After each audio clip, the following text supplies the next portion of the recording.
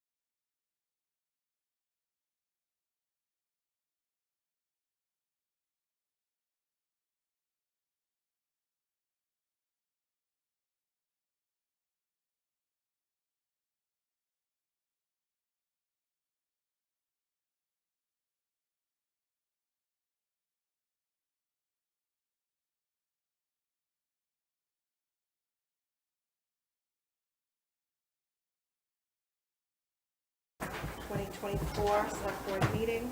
Sorry, pass on.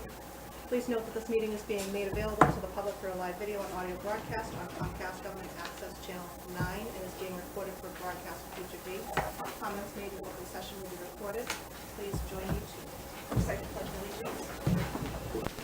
Pledge allegiance To the flag of the United States of America and to the republic for which it stands, one nation, under God, indivisible, with liberty and justice for all.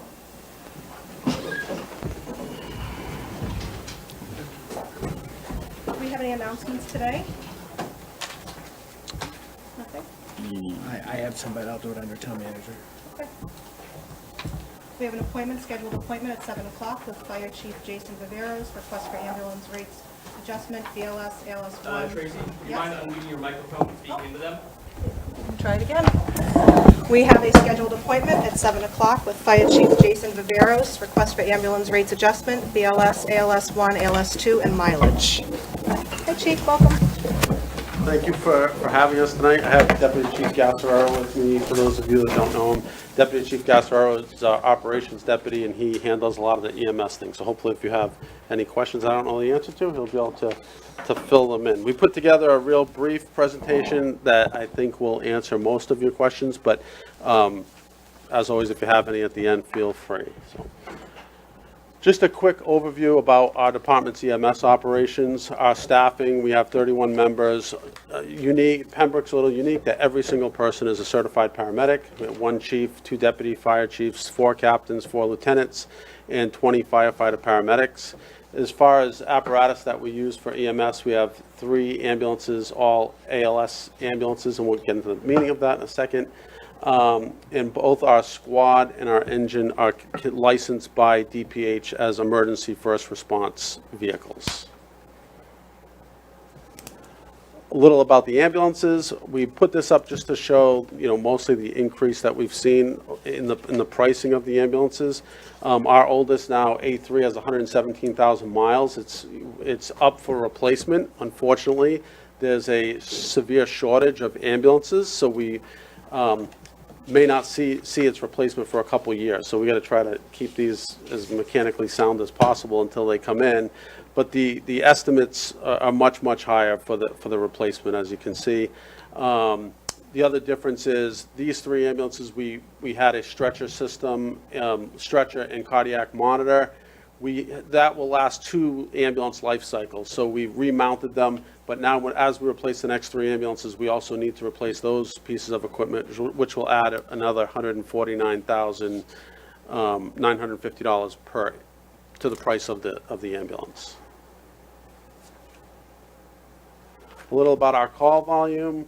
Over the past 4 years, you see there's been a steady increase in calls. EMS accounts for more than 2/3 of our incidents, and also we've had a significant increase. I wrote the percentage down. Over 20, almost 50% since 2020 in the amount of ambulance transports that we have. Some of that is due to what we call high impact facilities. The Brigham Fast Track, they call us a lot. Convenient MD, Health Express, Pembroke Hospital, and Bridges. Pembroke Hospital, you'll notice a dramatic increase in the past 2 years, and it's because private ambulances, they're stretched thin also, and they no longer really service Pembroke Hospital on an emergency basis. So years ago, they used to call a private contractor. They don't do that anymore. They call us for everything that they have. So See them there today. they were there today. They're there almost every day. The 4 fee types that we have listed is basic life support, advanced life support 1, advanced life support 2, and mileage. Basic life support represents someone that needs to be transported at the BLS level. Not usually 2 paramedics, but we have 2 paramedics on all of our ambulances, but they don't require any advanced procedures. Advanced life support are where we utilize the paramedics. We're doing cardiac monitoring, medications, things like that, and that's divided up into 2 different fee structures. One's for ALS level 1 and one's ALS level 2. ALS level 1 is a basic chest pain call. We're applying the cardiac monitor. We're putting in an intravenous, monitoring vital signs, and maybe giving 1 or 2 medications.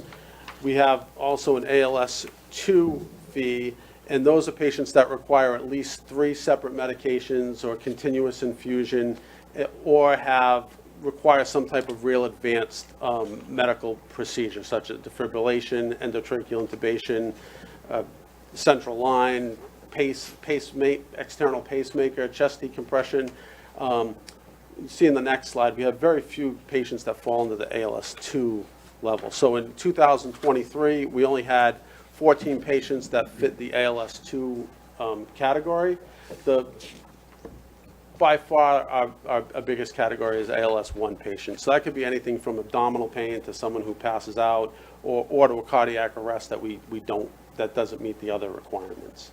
BLS 642 transports, and then we had 103 calls where we went out and did not transport. So sometimes those are like we go out to help with a lift assist, or we go to a car accident where we do an evaluation on someone and that they refuse transport. Our current fee structure, I think it was in my letter and in the slides. It's shown up on the screen. The rates were last adjusted in October 1st of 2021. I was reading through the letter that Chief McCormick at the time wrote, and he actually, when he requested them, he said expect in 3 years we'll come back and ask for a 15% increase. So it's in that ballpark. How we came up with the fee structure, we look at a bunch of things. Most importantly is what it costs us to run the service and the costs that we have. But as far as pricing, we use the recommendation based on Comstar Top 50, they call it. Comstar is the largest billing company in the state. They publish a list of their top 50 providers, and then we looked at what the average is of Comstar's top 50 ambulance services, and then surrounding towns. Hanover, just I believe last month or the month before, they adjusted their rates also in line with the Comstar 50. So our rates would match those of Hanover right now, and are pretty much in the ballpark with all the surrounding towns. Some of them are a little different. You'll see that their ALS number might be higher, the BLS number might be higher, but definitely in the ballpark. With this change, we anticipate that we would see additional revenue somewhere in the neighborhood of $148,000. And it's really throwing a dart at it because there's so many variables to consider, whether we're doing Medicare patients, whether we have what percentage is self-pays, and then to some extent what percentage the insurance companies reimburse us. Key factors for us requesting an adjustment is increased personnel costs. I have a breakdown later on that shows where the money goes. Increased equipment costs, ambulances, the prices going up every year. The cardiac monitors, the new cardiac monitors we have to buy have gone through the roof. Since COVID, we've seen some pricing and equipment of more than 100% increase in a three-year span. Additional equipment requirements. We like to make sure we have the latest and greatest on our ambulances to give the best care we can. But even things like ballistic gear now we have to have on the ambulances that we didn't previously have. Last year we were notified of a change in the medication agreement with South Shore Hospital. Previously, South Shore had supplied medications to all the fire departments in the area. They no longer do that, and that was roughly. And the cost was $7,500. Yeah, it was an additional $7,500 that we hadn't previously experienced. Additional training requirements. Just in the past 2 years now, they require us to do ASHER training, which is the active shooter training, and also the adoption of Nero's Law, where we have to teach them how to take care of police canines. That we now transport police canines if there was some type of incident with that, but it requires an initial training, and then every 2 years now we have to provide training on both of those topics, which are new. And then we also consider the anticipated future staffing needs. We talked a lot. I know I've been before the board before, and I've talked a lot about where we are with staffing. We haven't added additional staff since 2018, and as you see in the previous slide, our call volume has dramatically increased since then. One of the questions that had come up earlier was a rate adjustment will not impact those on Medicare or Medicaid. Those are the rates that they pay, and other than a copay or deductible, there's no change to that. That's what we get. There's no appeals. Does not cover our expenses at all, and there's not much we can do about it. Individuals with private health insurance, a rate change won't really affect them directly because they're going to continue to pay what their copay or deductible is. So if your copay, a lot of times on ambulance transports, there's no copay or deductible at all. But for those that do, if that copay was $50, it's still going to remain $50. No matter, it doesn't matter how much we're charging on that. Just a breakdown of the fees that we collected. Past 7 years. There's a little asterisk next to fiscal year 2024. At the end of the fiscal year, we use a clearinghouse that sends out all of our bills. The clearinghouse was hacked, and so our Medicare, Medicaid bills did not go out until recently. We finally got that addressed. So we'll still be able to recoup that money. We'll see a much higher number probably in 2025 because I think there's about at least $192,000 in outstanding bills that were due to the clearinghouse issue. And how the money's spent. This is a snapshot of how it's spent fiscal year 2024. We 54% of what we took in is a transfer at town meeting, and that covers a host of things. I know several years back, when they added staff in 2018, part of that was covered through the ambulance account. So that covers salaries for 4 employees. It covers a quarter of the deputy chief's salary. It covers all the holiday pay for those employees, overtime, paramedic stipends for all 31 paramedics, and professional improvement for those employees as well. Personnel costs, we recall personnel when we have ambulances go out. When they go out, 2 ambulances go out, we recall staff back so that we can continue to staff the 3rd ambulance. That's part of that. And then we have other expenses for our ambulance billing, for the software that we use, vehicle maintenance directly related to ambulances, and fuel costs, licensing fees, maintenance agreements.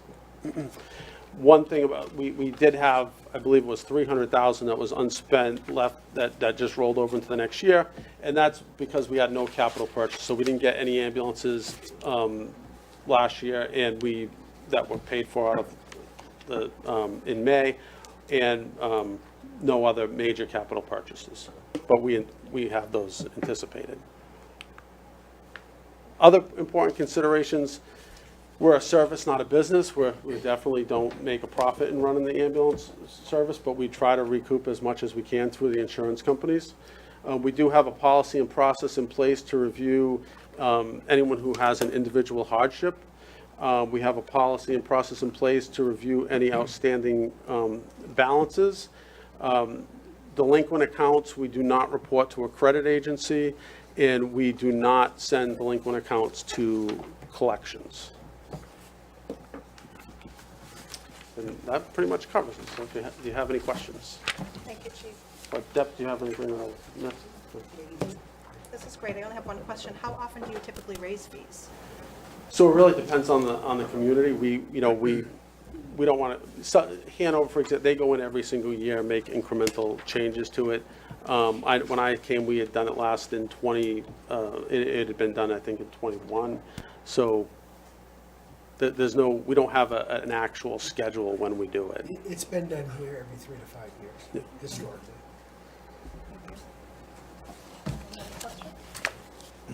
I do. Hey, Chief. So, you explained it well, why the department needs this. So just in terms of someone who may look at this as raising our taxes, just on a vote of this board, can you speak in those terms and how, yes, it's raising costs for the residents of Pembroke, but just recap it real quickly in that vein. So really, we're recouping most of the cost through insurance, and so I guess people will look at it that there is an indirect cost, because possibly as rates increase and things like that increase, insurance costs will increase, but, it doesn't matter if Pembroke charges $500, I don't think that's gonna have a big impact on it, so we wanna stay with the industry, as close as we can to the industry standards. But like I said, for the individual taxpayer, they already have health insurance, so it's going to, that whatever their copay or deductible was before, that's not going to change. So it was $50 out of pocket, it'll continue to be $50 out of pocket. And certainly for our seniors, there's no change, because Medicare sets the rate for us, and there's nothing we don't change that. If we whether we bill $2,000 and Medicare reimburses us $500, we do not go after to recoup that through the resident at all. Right, and the reason I can ask and should ask a question like that is because the fire department uniquely in town has a separate fund, the ambulance fund.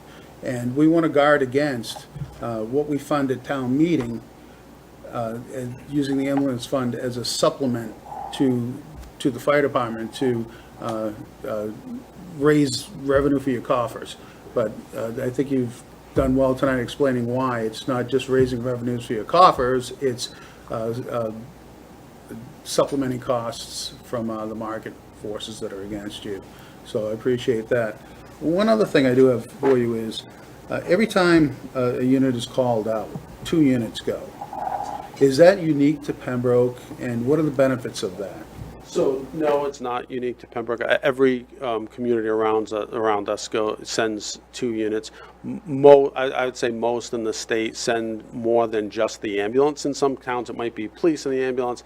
We have, multiple cross-trained people as firefighter paramedics, so you'll see that we use the squad to go out on medicals, and that way it's available for other things. But it has a big impact, especially, one, keeping our providers safe. Just moving people is very difficult with just 2 people. If you can imagine someone has to lift me and carry me down a flight of stairs, it's very difficult with 2 people. So we have those, sometimes our response time can be as long as 10 minutes. And to have those people right there who have to help bring them down a flight of stairs is important. If it's depending on the level of emergency, if it's a cardiac arrest, we might need three or more providers, and we'll just take them off the squad and shift them into the ambulance. So it really is the industry standard, especially fire-based EMS. Every town around here does it. We actually switched. We were sending the engine out, and we went back just because it's almost $1 million piece of equipment. We want to keep the repair costs on that down. That's why we use the squad. It's still able to pump and put fires out, but at the same time, we're not beating up. It's a $250,000 piece of equipment versus $1 million piece of equipment. But it's really about getting the hands there if they're needed. Thank you. And like a lot of times, I ask a question I already know the answer to, but you're the best to explain it for the citizens on the board. Thank you. Bill? Yeah. So Chief, in my previous job, someone came and wanted to discuss ALS versus BLS, and they said, oh, you're going to Pembroke and it's ALS and everybody has to pay ALS rates. Can you explain why that's not true? It's not based on having a paramedic in place, it's based upon the service they're providing. So can you just, I know you did it briefly, but. Absolutely. So if you call because the insurance, the rates are what we can bill for is predetermined. So if we go to someone and you have a sprained ankle and we're providing a splint and we're doing your vital signs and really just transporting you to the hospital, we're not bill, even though there are 2 paramedics in the ambulance and we have a paramedic level ambulance that has all the equipment in it, we're not billing you for that. You're being billed. It would be the same as if we sent an ambulance with just 2 EMTs in it that didn't have a cardiac monitor, any medications or anything like that. So we're just prepared for, it's really what we have here is the gold standard, and we'd like to keep it that way, where we have 2 paramedics going out on every call, and more than that most of the time going out on every call, and it really is the gold standard to have 2 on each ambulance. Thank you, Chief. Anyone else? This doesn't require a vote in any way, just sharing. No, it does require a vote of the board. We do need to vote? Yep. Okay. Nobody has any other questions or comments? I'll accept a motion. Motion to set the fees at the recommended rate. Second. All in favor? Aye. Thank you. Thank you. Thank you. Sorry, we're running a little bit behind. 7:15. We have Pembroke Chamber of Commerce Public Forum update. Fraser, Thank you. welcome. So I'm representing the Chamber of Commerce tonight. There's a couple of things we wanted to talk about. So the forum, I'll focus most of my time on the forum because I think it's important. But we also wanted to discuss the fact that we, as part of the community outreach, we do social events, usually once a month, every other month. Some of you have actually been to some of the social events that we have. I hosted one time, and most of you were there at that, so I appreciate that. But we really wanted to make sure that the select board were aware of all of these social events, and I know we've all got busy lives, but if we could have select board attendance, that would be appreciated. Not everybody, but more than just John. John attends because he's on the chamber. But if we could see more, we had a big event last month, I think it was, the New England Villages. It was our most successful event. We introduced New England Village to the town and the town to New England Village. We had 4 state representatives show up. Of course, they're all candidates, so they're all looking for support. But it was good. It was good to have that participation. I spoke to Tracy about this, and she made me aware that we don't actually do a very good job communicating these events with the select board. So with that in mind, we're going to add Sabrina to our circulation list so that you're at least informed of when these events are. So the next event will be the 3rd of September. That's at the Bryantville Meeting House. That's from 5 until 7. That's our next social event. Our next big event is the one that I'm actually here to explain and discuss with you. But after that, we were going to have a evening night for the chamber. That was going to be sometime in October. Emmy Flaherty was going to come and discuss that with you. She unfortunately is on a closing, so she can't make it. So she's asked me to represent that event. That event was going to clash with the public safety social event. So what we've decided to do as the chamber is put all our efforts behind the public safety event and support the public safety event. So that'll be, October 3rd. is it the 3rd or the 6th? I think it's the 6th. First week. It's in my phone, it's Okay. just over there. Mine but too, it's over there. It's the 6th for the public safety event. So we're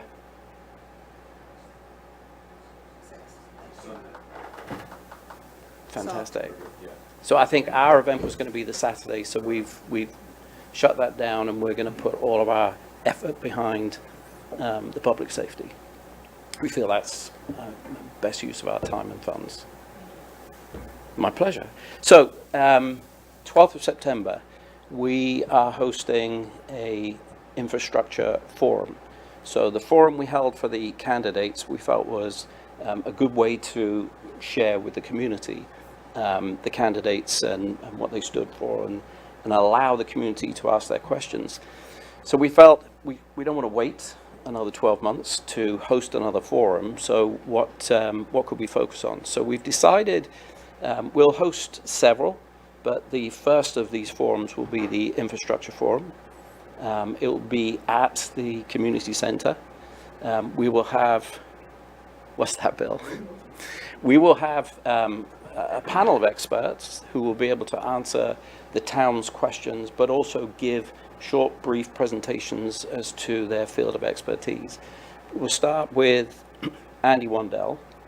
He will discuss the master plan, and he will discuss various other planning initiatives. He'll probably talk about ADUs. There's a new law from the state come down which changes ADUs. I don't know if you're aware of that, but if you're not, come to the event and you'll learn something from Andy. Oh, the additional dwelling unit? Accessories, sorry, my apologies. So we'll be discussing that and the new laws that have been passed down by state. Next, we will have Dan Sullivan talking about water. And we've already had a plethora of questions about water and what's happening and what the plan is. So Dan will be presenting the water. Bill will be our resident. Yeah, he will be discussing the roads, which again is another big hot topic that people are talking about. We will have a member of the ZBA, Chris McGrail. He's the vice chairman or vice president of the ZBA. He'll be there to discuss zoning laws, 40B, affordable housing, all of the things that people have misconceptions about, and we need to not put straight, but to clarify the town's position on zoning. Then we have a guest, Jimmy Bristol. So Jimmy Bristol, who is one of the big town developers. He's doing the Shepherd's Funeral Home, but he's also doing the golf club. I'm pointing as if you know the right direction. He's doing the golf club that way. 40Bs. Friendly 40Bs. And other things to come. Right. So we wanted him to discuss the pros and cons of developing in Pembroke. He obviously sees a lot of pros because he's doing a lot of development here, but there are some cons as well. And then finally, we will have Peter Foreman, who is the head of the South Shore Chamber, and he will be there to discuss what our neighbors are doing, what our neighbors, the problems they're having, the issues they're having, the successes they're having. So it gives the town a complete 360 of what's happening from an infrastructure point of view. We are promoting this. Both Andy, Peter, and myself did Kevin Tocci's talk show on Monday night, where we discussed what I've just shared with you. We are doing a radio campaign where we have actually invited some of the residents who have already proposed questions. We're having them read those questions out, and then Peter and I have this ad campaign where we're talking about these are the questions you've been asking, and we hope to answer them, and so on and so forth. So we're getting residents involved in both asking the questions, attending the forum, but also being involved in some of the ad campaigns that we're doing. And we have the poster. This is my presentation, Rich.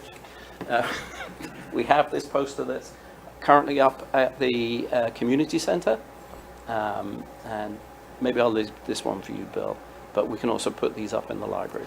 Do you have that digitally so we can put it on our digital I boards? do have it digitally. Thank you. It's, I will provide it to Sabrina first thing in the morning. Super. I think that's all I wanted to say. Any questions? Well, thank you for coming. Thank you. I'm glad you're going to send over the email invites to Sabrina. I think that would be helpful. I know some of us see things on Facebook, but not all of us do. Mm-hmm. I'm excited about the forum. Thank you for putting it together. I would love to have you guys come out regularly, update us on different things. Well, I'm usually here. That is true. So maybe we'll just call on you. Yeah, no, I'm very happy to share what we're doing. We're really working hard to be more visible in town and to put on more of these events. You've done a great job this year. I appreciate that. Thank you. Thank you. So we would appreciate, now Tracy and I have already had this discussion, but we would appreciate as many people being present on the night if possible, because as the moderator, I would like to turn to more knowledgeable people that will be in the audience to assist in answering residents' questions. So, no pressure. But if you can make it, that would be terrific. I know John's going to be there. Tracy's be going to be there. there. So, good. Thank you so much for your time. Did anyone have any questions? Oh, sorry, yes. I did have one. Yeah. Have you brought PAC TV in to see if they could film those forums for you? They're actually filming. They are filming. They're on it. Yep. PAC TV will be See the logo now, the local yeah, scene. Yeah, local scene. they're here. Yes. So local scene are filming it. This will be their first non-library event. So this will be their first community center event. Bill has given them permission to use Channel 9 to air it live on the night, but it'll also go out on their YouTube local scene. I think it's actually Pembroke Meetings LS is the handle on They have YouTube. a ton of YouTube viewers. It's Yeah. amazing. Yeah, but we also, Lance has given us the big conference room downstairs with all the projectors and stuff like that. So we have seating for, I believe it's 100 people in that room. The big room? Yeah, without, he's taken the divider out, it's the double. Yeah. I think it's Is it? 100. Yeah, it's 155. I believe is the capacity. Right, so we're, we'd like to Are see you it. doing tables? Because No. the capacity changes with tables. No, it's rows like we've got here. So you got plenty of capacity. Good. And we can, if we have overflow, we can put them in another room with a digital monitor. Plymouth did something very similar recently, and they had 70 people. So if we can just Yeah, good. nudge it beyond 70 and stick it to We Plymouth. would love to be Plymouth. I saw you Okay. made a Facebook event on your page. Did you make one on the chamber page as well? Yeah, I'm learning how to Okay. use Facebook. I've already been told. So you did make another one? No, well, I've tagged everybody that's like, I've tagged Peter, the Chamber, and Emmy. So the chamber needs to make a Facebook event. The Chamber will, Okay, tomorrow. I can help you. Thank you very much. It is arranged. Good. So, yeah, we'll. I just think it would be helpful to you. Yeah, I agree with you. We'll do that. Anybody else? Do we need to post that? Do we need to post what? Not unless Oh, you're we're going to attending? deliberate. Don't deliberate. Yeah. Sorry, I meant, we can if you think you might deliberate. No, I just, Oh, thank you. Nope. I won't deliberate. And ask you what you meant by that, but. There's 5 exemptions to a meeting, and one of them is to attend another meeting, provided they don't deliberate. So they can all go without an agenda posted, but if they start saying things like, you know what, we should vote. Okay, So see, now they can't. Shane. Good. Thanks for watching. Thank you. Thank you very much for your time. Thank you. Thank you. thank you.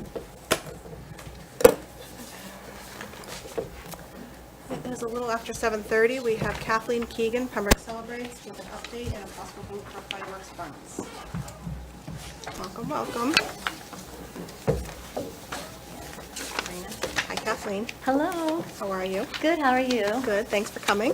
right, thanks for having us. Share a little bit about your event. Yeah, so first, what I'd starters. love to understand is, what is the Camp Pembroke Fund? What do you mean, what is it? Well, do you want to It's share? a pilot, it's a pilot program, payment in lieu of taxes. So the Camp Pembroke Fund is a Jewish girls' camp, and they do not have to pay taxes. They're a 401c or something to that effect. And so they do not have to pay taxes, but they want to be a good a steward of the community and a good community member. So they have partnered with the town to pay us yearly stipends in lieu of taxes. But it's not a traditional pilot program, because the pilot program will go into general funds. Right, but this is non-individual. Yeah, it's a voluntary fund. Yeah. And Bill should speak further to it, but. So it is a voluntary gift fund to the town in lieu of a pilot. It's so old before pilots were in existence.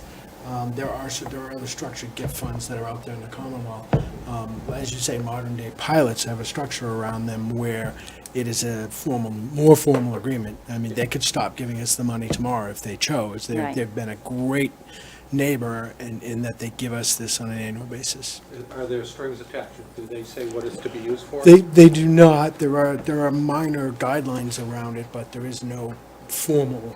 Yeah, and if I could just correct one thing of how I said that, was pilot fund is, I'm saying it in the most generic terms, pilot means that they should have paid taxes, but in lieu of paying the taxes, they are doing this. They have no obligation to pay taxes at all. Just as clarification from Right. the way I presented it. Yeah. And then sort of how is the money spent? This board. Right. So, and what is and I know we had a short little conversation in that there's not really a policy right now, but how is it that money's distributed? By the select board. But by Meaning how do we somebody decide? asking for it, yeah. It's just case by case. Yeah, So I've been a select board member for 16 years now, and it's literally just common sense and spreading the wealth. yeah. No one entity is going to pull that money away. We share it and use it the way we see fit, and we try to keep reserves in there and not spend it all down unless we ever came into an emergency situation. Yeah. And does the rest of the board feel that is that your understanding of it as well? Yes. Steve?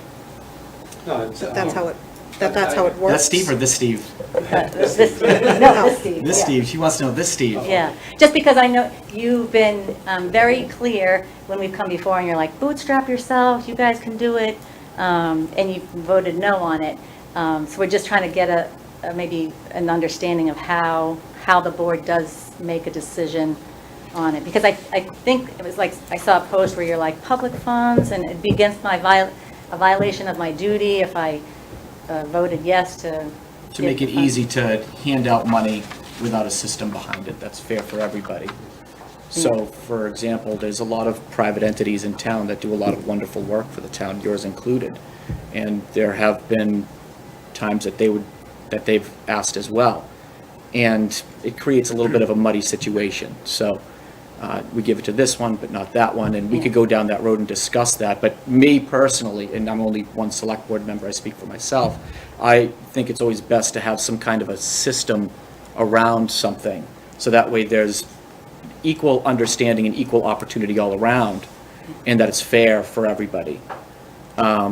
Otherwise, there's a lot of slippery slopes that we could kind of go down. And it creates a lot of interesting incentive structure issues as well.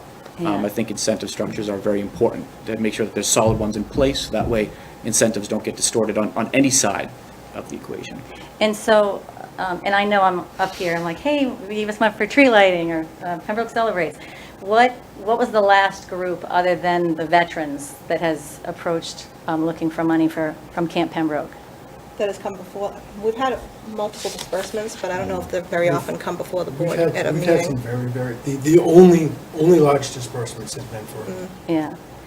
Veterans. Mike Buckley sent, in '22, just $282 was sent out for the veterans group, and then '23, $8,700 for Pembroke Celebrates, but that was really for '22. And then $540 for the Veterans Fund, and then for those are fiscal years. Fiscal year, right? Right. And then in '24, so far, $376, again, Memorial Day. So I'm just trying to, and was that voted yes on those disbursements for the veterans? Your most recent have- one was World Languages. I do Oh, remember that that's right, request. yeah. That's with for the Sister City trip. That was another one, Correct, and then the trip didn't come off, so the check wasn't dispersed. right? But that was the last vote. Yep. I guess what Remember we're that. really looking for is, we don't want to come here every year looking for it, but is there a policy every 2 years, every 3 years? There doesn't seem to be a communication out to the town as to what's permissible to Right, ask. so this is something that we actually wanted to talk about, and we really can't talk about it in depth, I guess, tonight, because it's not on the agenda. But because of this fund, and this situation seems to continuously happen, sometimes it's contentious, we really wanted to discuss placing a policy around this fund, or even just have some sort of prioritizing, make things clear for not only you as residents, but us.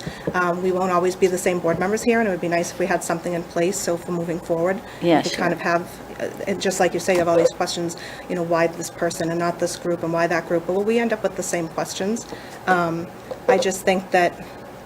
I just think it makes a lot of sense to put something into place that we could actually point to Right. and And it's follow. unfortunate, because I was on the schedule for last month, Yep. a month ago. I know. And then you said, oh, hold off. I 'cause know, and then we wanna-" canceled the meeting, I know. But so I'm like, oh, well, they'll have something in place by the time No, we meet you wouldn't be able guys. to do that. We would have had to come back to the meeting. yeah. So it would have still been something that wouldn't have taken place, but, I have nothing but love and respect for what your group does. Yeah.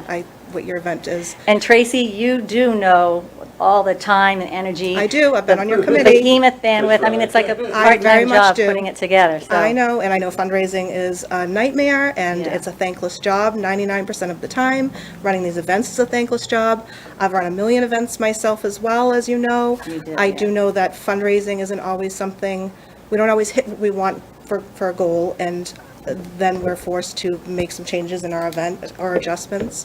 I think this is also a difficult year, budget-wise. And I just personally, and my feelings are, I don't think it's appropriate to donate the money this year. We do donate via police and fire details, so that's, a few $1,000s. I love that you say that, Yes. because in the past, the police and fire have been extremely supportive I of our know. event, making it a safe, incredibly safe event. Last year, they cut off Center Street when we Yep. did the tree lighting. So again, making it safe, and they're supportive of it, and they haven't hit us for money. And if Right. they did, we probably wouldn't be doing the Well, event. they wouldn't be But doing it, we we would pay be them. hitting you. And we don't Yeah. on purpose, because we want to be good stewards of the town. Right. And we want to encourage folks like yourselves to have these community events, which are wonderful Yeah. events. I wish the town of Pembroke could do it on our own, and this is the town of Pembroke event, but this is not a Right. town of Pembroke event, this is a private event. And we do want to assist you in those ways with the police and fire department, Right. DPW cleanup, the folks down at the the recycling center, who have cleanup as well afterwards. So the town donates in that way, which is 100% greater than the $5,000 that Camp Pembroke gives us every year. So you're already getting that. And if you were like this close to your funding goal and the thing wasn't going to kick off, and, you know, I don't want to even put a number on it, but say something like $1,500, and, you know, that this board could have a discussion on that, but we are not going to fund the fireworks. The town of Pembroke is not. Right, it's an $18,000 event. We're not saying, hey, you have $39,000 in the Camp Pembroke Fund. But I guess it's, at some point, I would be nervous that Camp Pembroke, if they see that you're not doing anything with it, that they might stop donating. Like if I was Camp Pembroke and I saw, hey, they're not doing anything with it, every year we're giving money, and it's not going anywhere. And it's, I guess, our understanding years ago with other boards that it was meant to be a community engagement or a community kind of a, say again? Beautification. Yes. Yeah, and it is, and it is, and that's been the tradition. So we're certainly not stingy with the money, but we're not spendthrift either. So there's a balance there that I think without any rules other than common sense and responding to what comes before us, I think this board, the town manager, and the town administrator prior to him have done a good job being stewards of what Camp Pembroke gives us the money for. So my request was going to be, we'd like some money so that we can creatively offset some of the police and fire. What do you mean offset the police and fire? Well, they've said that they are probably going to start looking to have us This year. contribute. The chief alluded that. Not this year. No, so we had a But he did say discussion. that it would help him this year if we could do something, the fire chief.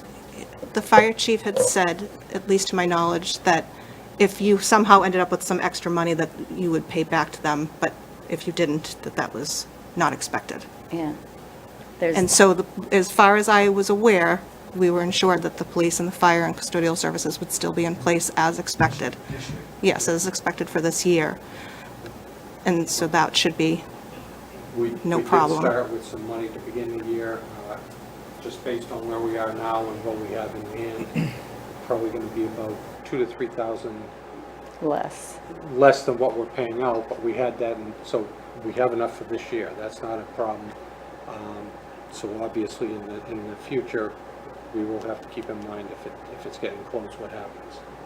And I think in the best interest of everybody is to have a policy in place, so we all are on the same page. That would moving help all forward. of us and anyone else looking, yes.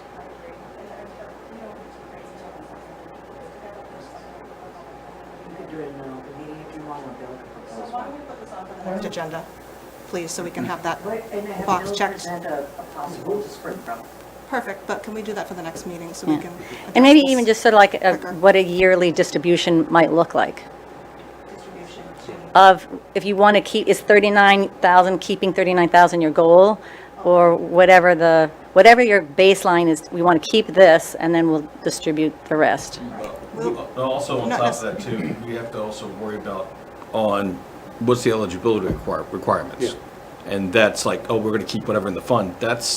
I'm not thinking about that. I'm thinking about the eligibility for those citizens who want to take part in this fund, that we're able to distribute between the five of us. Right, yeah. So And that's the big it's thing. certainly one of those funds that people don't know about. And maybe they, like you said, there's all these other volunteer organizations that could use, a boost up. So get ready, the floodgates could open. Well, Almost treat but it like I a think, grant process. yeah, we did talk about that. I have a list. What's that? I have a list. Well, we'll save that for the next meeting. Bill, are we on the list? Do you want to share the information for Pembroke Celebrates? Yes. Please? So Saturday, September 14th, from 5 to 8 p.m. is Pembroke Celebrates, where we honor and cherish the folks that volunteer and work for our town. So thank you. From 5 to around 7:45 is family tailgating, and I'm going to try not to wink this time. So people come with blankets, they have picnics, there's going to be food trucks, a live band, moon bounce. Lots of food trucks, yep. Vendors will be out there, and it's a fun, free, memorable event. People will come and park, and they do tailgating, so the folks who park over by Hobbamock, those are the hardcore tailgaters. They have their tables set up and grills, and it's a fun event. This year we are backing up the fireworks to around 7:45, so that way 15 minutes of fireworks, $1,000 a minute. At 8 o'clock we should be done and get everyone out of there. So it's it's a great event. So Of student volunteers? yes, so we're already working with Janice at the high school. So she has a sign up genius, and we already have a few kids signing up. So Let me know if you still need yeah. further. Yep. And we're also looking for adult volunteers. We can use help with parking, so things like that. Let me know what your list is. Oh, okay. All right, Tracy Marino. Yeah, I'm sure there's something. Yes, all right. Does anybody Anything have any else? other Yeah, questions? oh, PembrokeCelebrates.com if you want to get more intel. Or donate? Yeah, there is a donate button there. Yep, so donate. You can also be a vendor or a blast-off sponsor. You're still accepting vendors too? Yes. Yeah. The sponsors will cut off August 23rd. Okay, But vendors, we can go almost like 3 days before. sounds good. So, Well, I will see you there. yeah, all right. Thank you both. All right. Moving on. Board action items. Vote to approve the minutes of July 10th and July 24th, 2024. I'll make a motion to approve the minutes of July 10th. Second. We have a motion and a second. All in favor? Aye.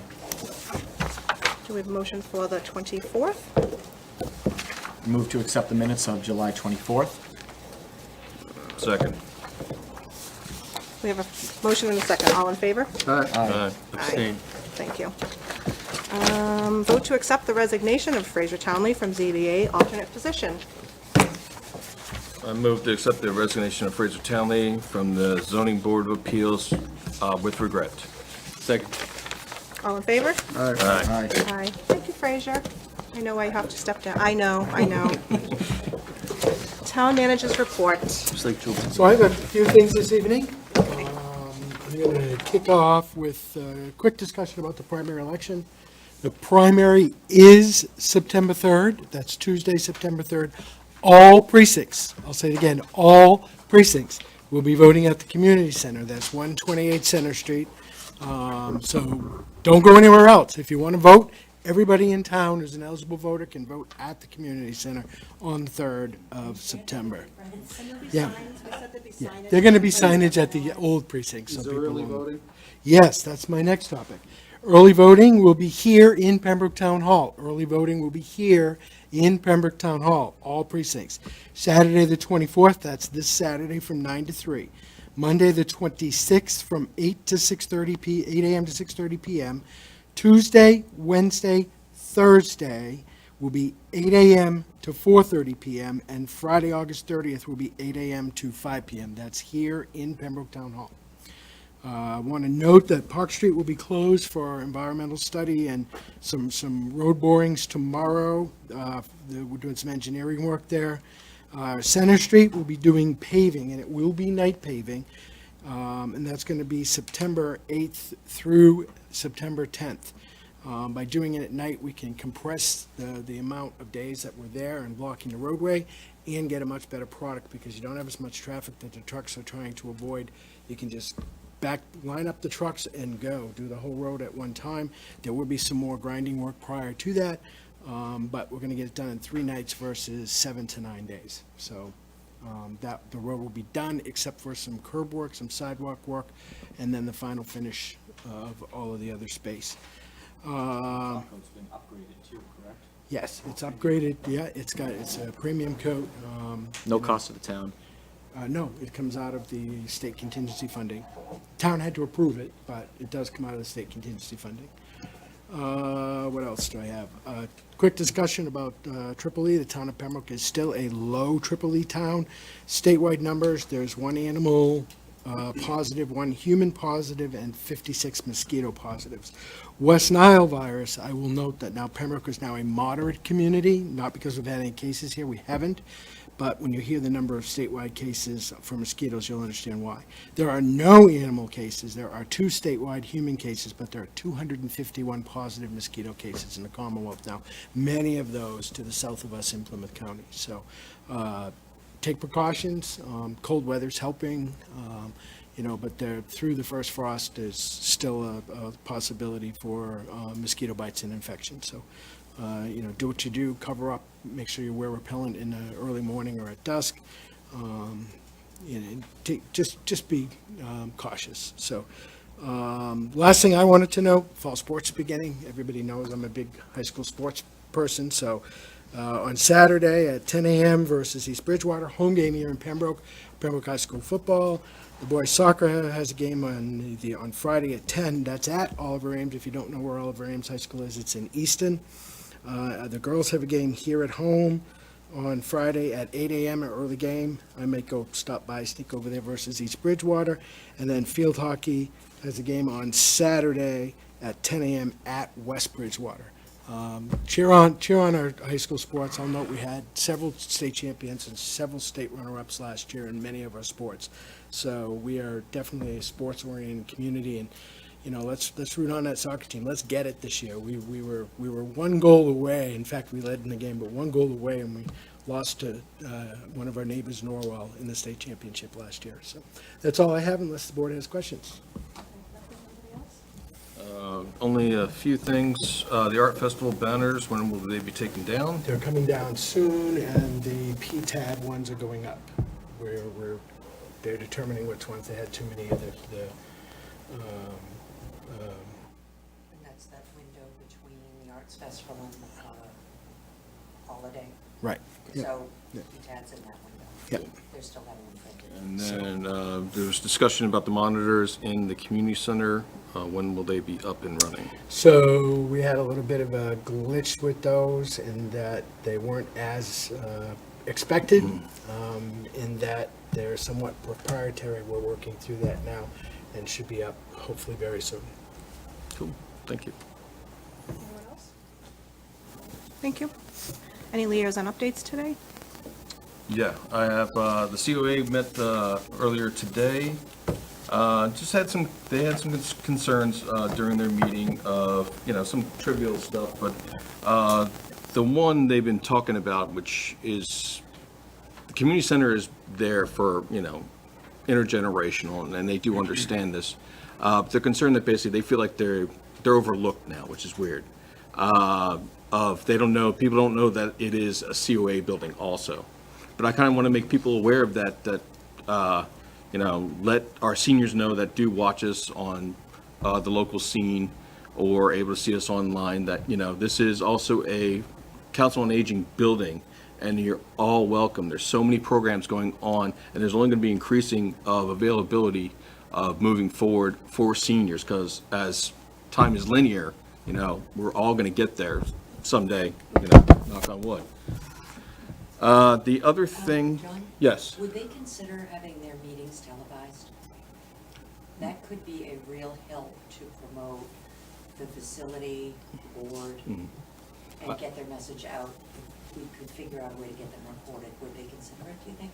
I will ask them. I'm not really sure, because like I said, they're still kind of going through a lot of the, dynamics of running a meeting some of the time. And so it's kind of always to make sure that, no one feels that they're being, picked on or looked at in a microscope in and of itself. But besides that, everything else was doing well. And as of the 26th of August, they're having a cornhole tournament starting at 2 p.m. If you'd like to join, you don't need a partner or anything like that. Call the COA at 781-294-8220 to sign up. I know I'll be there. I believe Tracy's going to be there also. So if you definitely want to, beat a select board member, come on by, please. I have no problem. I have fun with this. Not in that way, Bill.